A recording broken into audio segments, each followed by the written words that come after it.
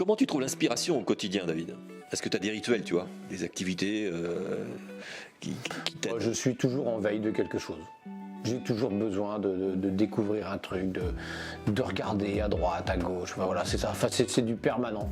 On pourrait considérer que c'est un rayonnement en étoile en fait. C'est-à-dire que je vais être là et en fait, je vais avoir un truc sur de l'architecture, je vais avoir un truc sur du design, je vais avoir un truc sur de la déco, je vais avoir un truc sur des mathématiques. Peu importe le thème, parce que tout est relié en fait. Et pour moi, c'est un tout.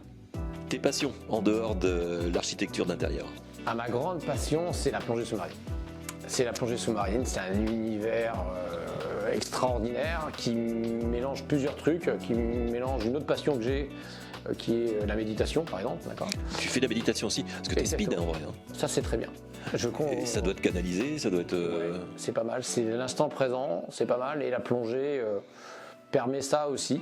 Alors moi je suis déjà rendu, je viens de passer un niveau 3, donc c'est pas mal.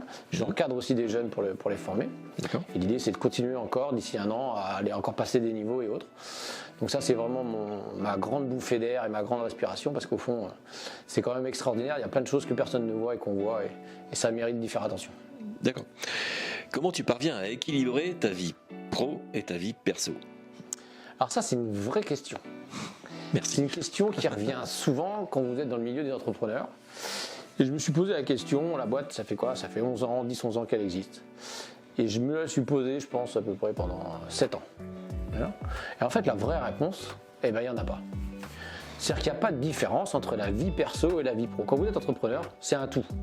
Et en fait, votre agenda, il y a des moments, voilà, c'est un coup pour le pro, un coup pour le pro, mais c'est un tout. Et à partir du moment où vous avez considéré que c'est un tout, il n'y a plus cette frontière.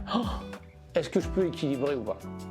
Et ça, c'est une pression en moins. On a d'autres pressions, mais ça, c'est quand même pas mal. Donc aujourd'hui, moi, je pars d'un principe. Alors, c'est ma façon de faire. Je ne fais pas la différence. Moi, c'est ma vie. Point. Ma vie, il y a tout dedans. D'accord. Il y a du pro, il y a du perso, il y a tout. Et tout avance en même temps.